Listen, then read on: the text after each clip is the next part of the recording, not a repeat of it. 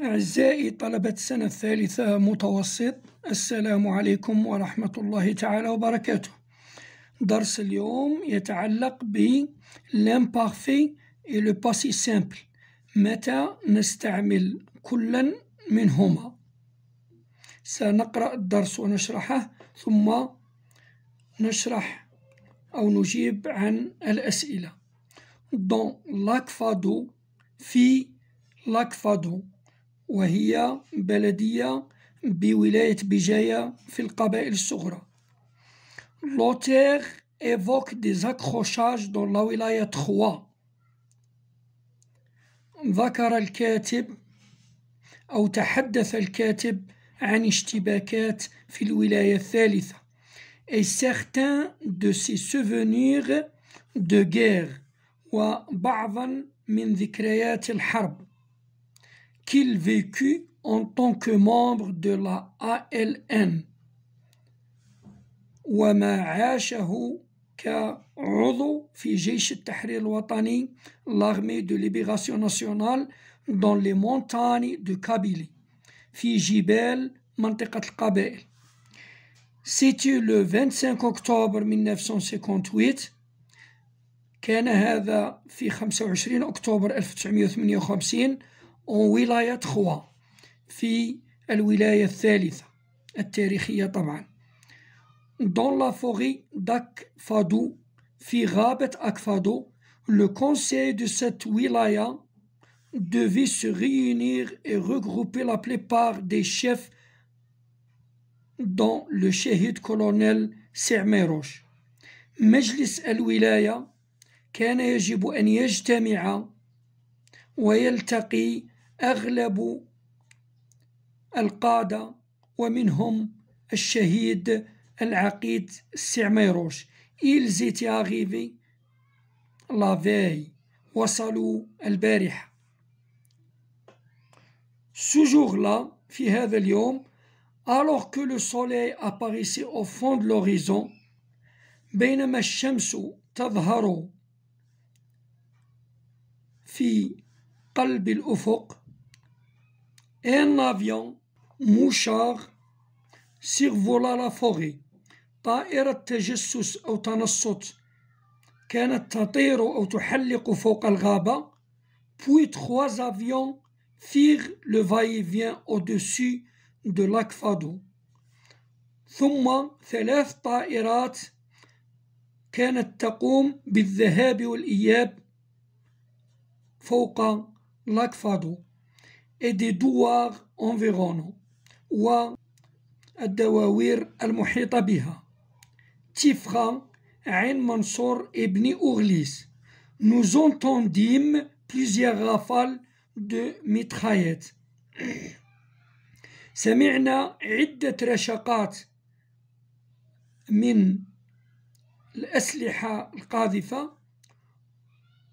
Le colonel سعميروش donna un ordre، العقيد سعميروش أعطى أمرا، et les compagnies se dispersèrent dans la forêt en plusieurs groupes afin d'occuper tous les points stratégiques. كل الفصائل تفرقت في الغابة لعدة مجموعات حتى تحتل كل النقاط الاستراتيجية. Les soldats français déployèrent toutes leurs forces، الجنود الفرنسيين نشروا كل قواهم أو بذلوا كل قواهم.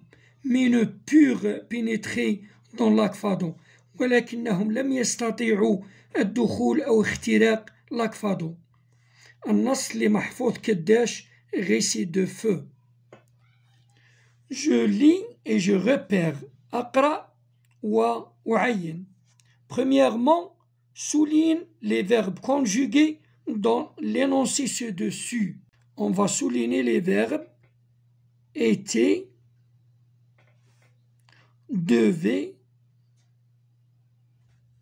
était arrivé, apparaissait, survola, firent, entendîmes, donna, se dispersèrent, déployèrent, purent. Voilà les verbes conjugués dans l'énoncé ci-dessus. وسنكتبها كما يلي. Deuxièmement, lesquels sont conjugués à un temps, lequel est conjugué à un temps simple, lequel est conjugué à un temps composé.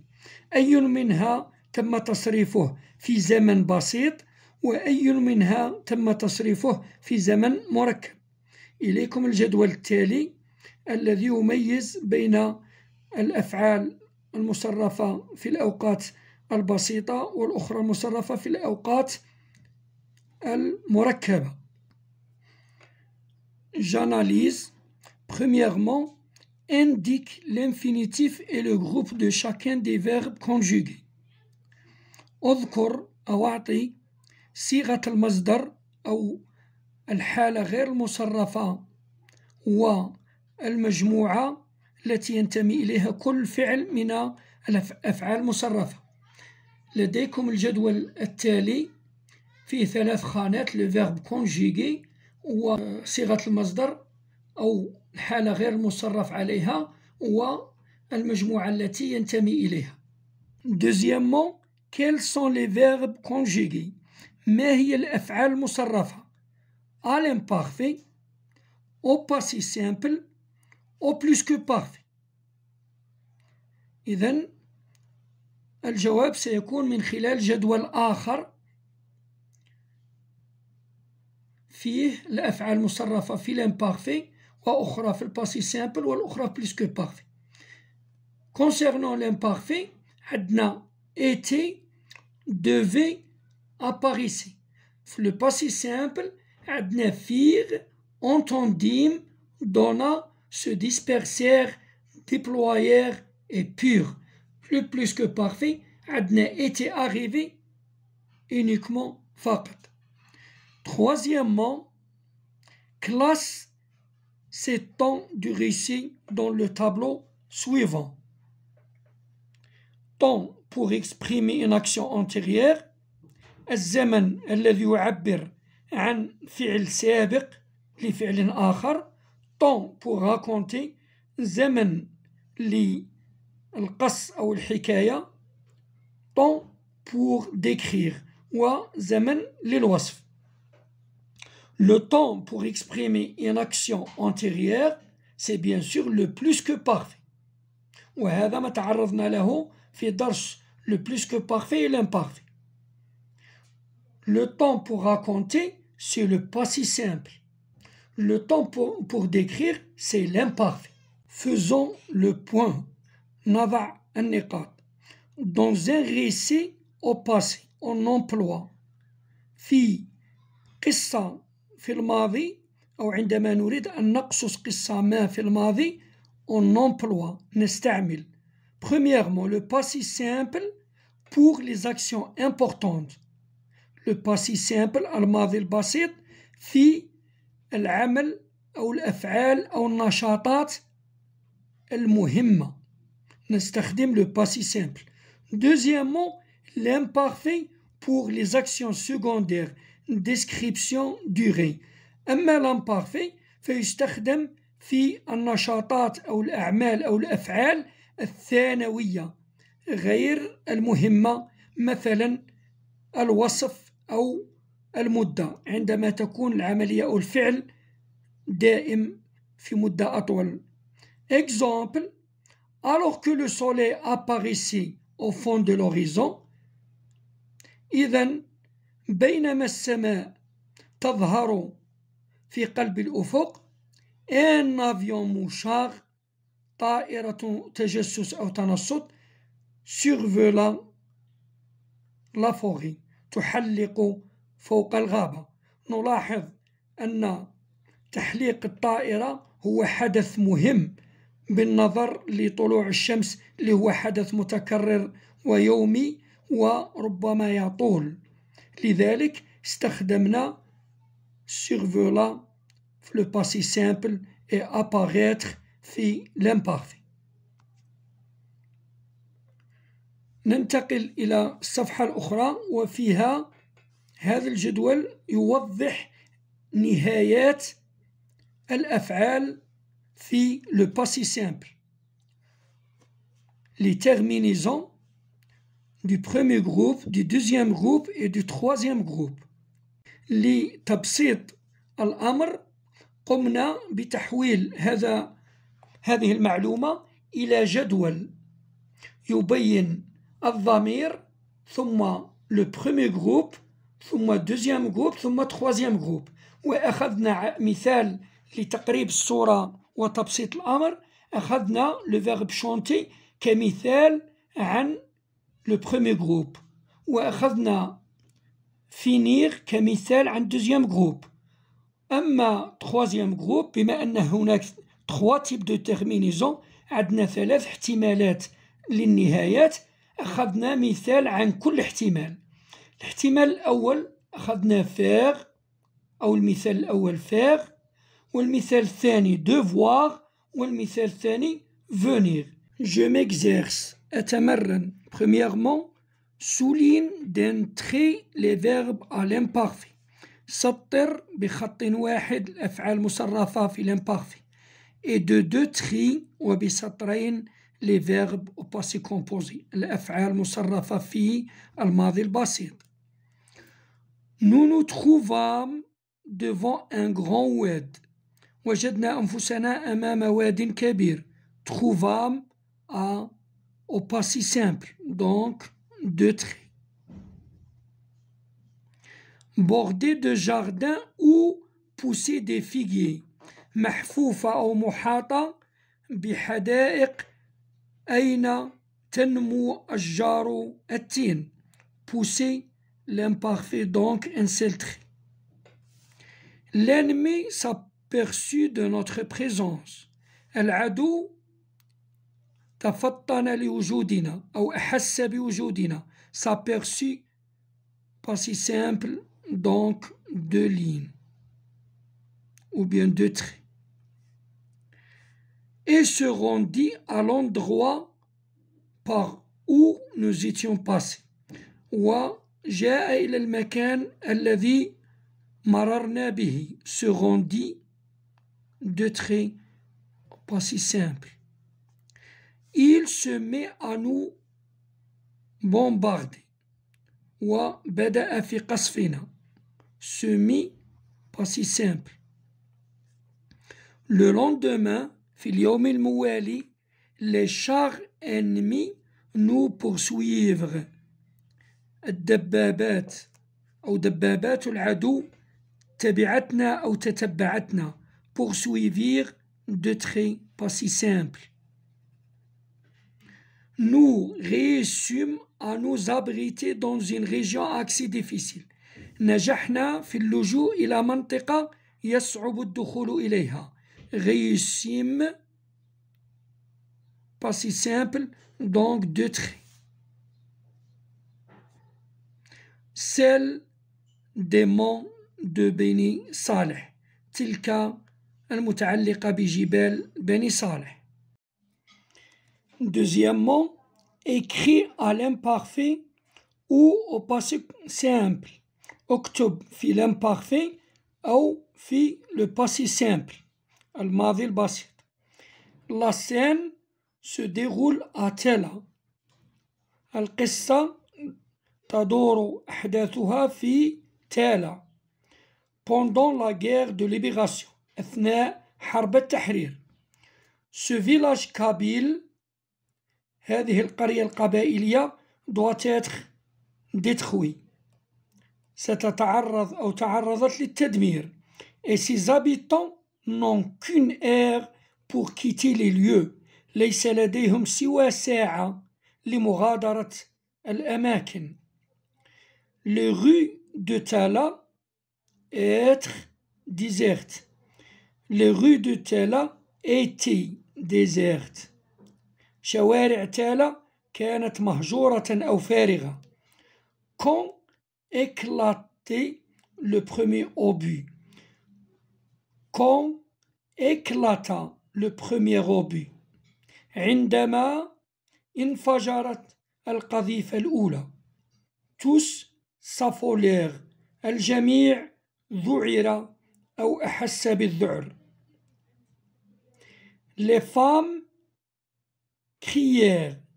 النساء صرخن أو كن يصرخن.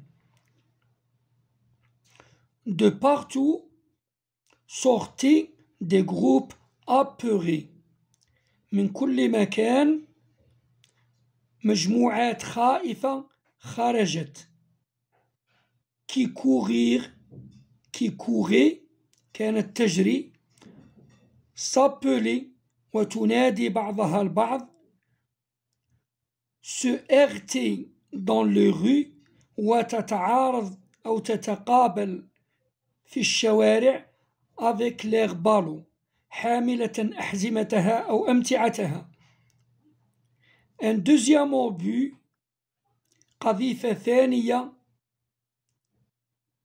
passa مرت au-dessus de leur tête فوق رؤوسهم.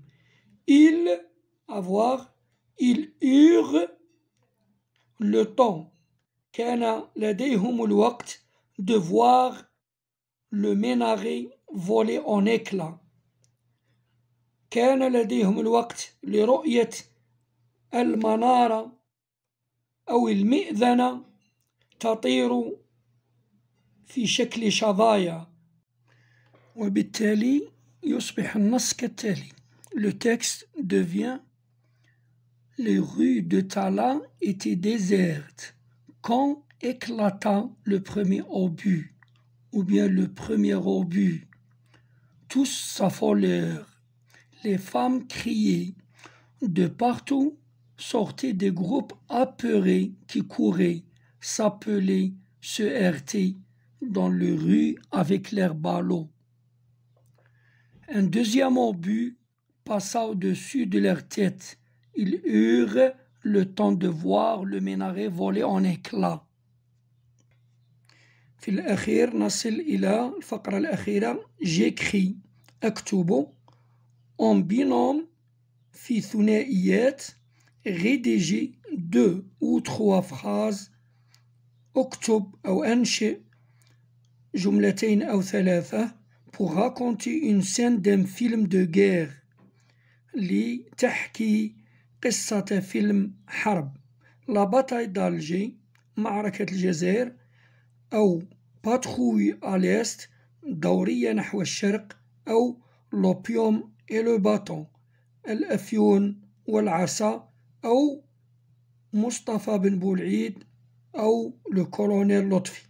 en employant les temps du récit au passé مستعملين أو باستعمال زمن القص أو الحكاية في الماضي.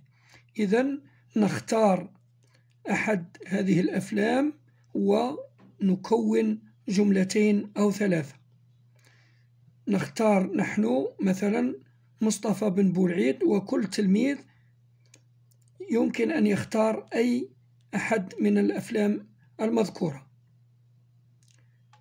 Ce jour-là, les moudjahidines préparaient à l'imparfait une embuscade à l'armée française au massif des Aurès.